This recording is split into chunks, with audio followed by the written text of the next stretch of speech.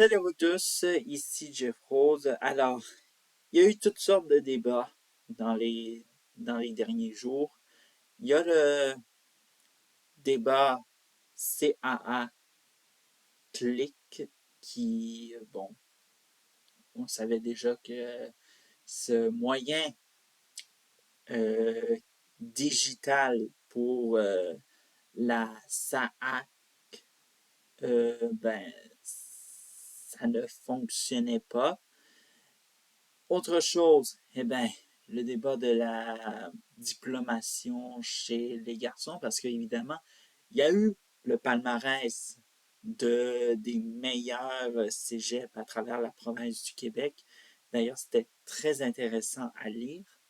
Mais il y a un débat qui mériterait d'être remis sur la table et qu'on se pose de sérieuses questions sur les pratiques de s'il n'y a pas de lien entre les problèmes du système de santé québécois et l'aide médicale à mourir. Parce que oui, évidemment, on va parler de l'aide médicale à mourir. Alors donc, l'aide médicale à mourir en 2025, ça l'a fait jaser à l'international. La télévision française a consacré un reportage sur le sujet de l'aide médicale à mourir au Québec, en particulier avec, vous avez sûrement entendu parler ou même vous l'avez peut-être vu, donc moi je l'ai vu. Euh, Ça s'appelle le reportage Le choix d'Odette. C'est facilement retrouvé sur YouTube. Bref. Alors, ça présentait une image assez lisse de l'aide médicale à mourir, le reportage titré Le choix d'Odette. Mais aussi, ce qui a amené à faire de, de soulever de sérieuses questions sur l'aide médicale à mourir au Québec, c'est que c'est relaté dans les journaux avec un titre en disant que regardez, de plus en plus de Québécois choisissent l'aide médicale à mourir. Faisons un frein et posons-nous des questions sur ce titre. Évidemment, peu importe les médias, vous l'avez sûrement vu. Et est-ce qu'il y a, soit disons-le, des gens qui choisissent l'aide médicale à mourir pour éviter d'être, soit disons-le, des abandonnés, des orphelins du système de santé québécois?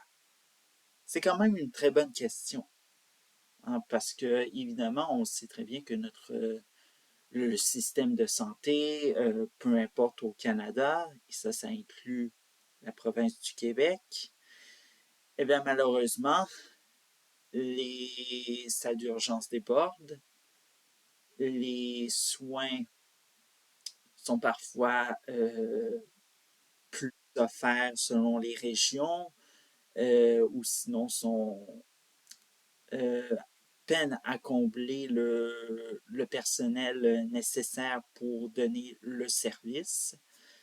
Et voilà d'où il faut se questionner sur l'aide médicale à mourir. Parce que oui, il y a beau avoir des garde-fous, hein, évidemment, ce n'est pas tout le monde qui peut adhérer à l'aide médicale à mourir. Il faut avoir il y a des maladies qui sont, soi-disant-le, euh, qui sont admissibles.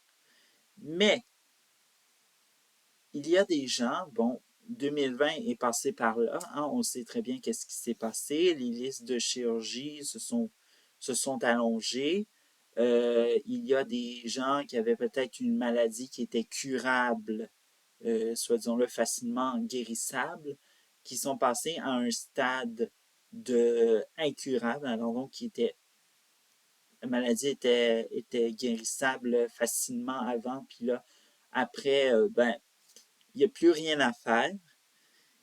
Et ces gens-là se retrouvent désormais abandonnés par le système de santé du Québec.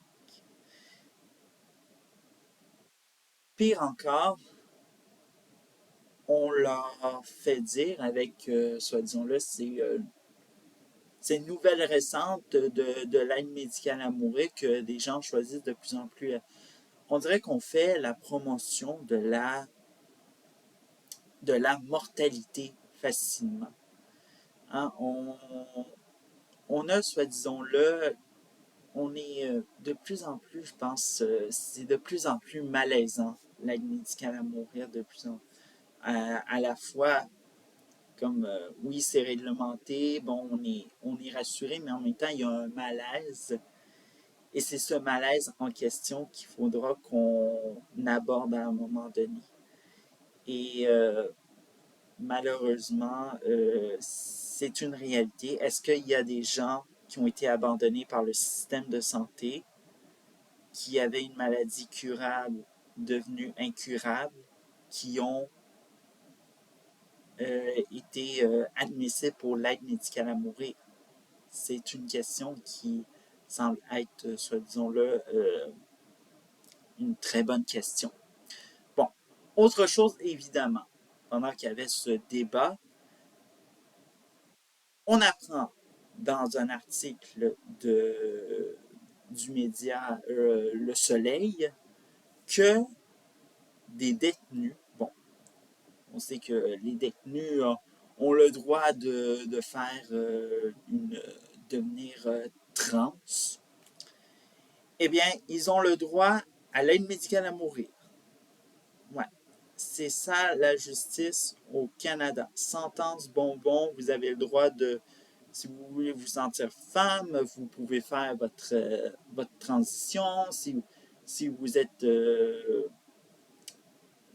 si vous êtes tanné de vivre avec votre maladie incurable, optez pour l'aide médicale à mourir, c'est n'importe quoi. Hein? Une seule chose qu'on devrait faire à ces criminels qui sont en prison, c'est votre transition, vous la ferez dans votre sortie de prison.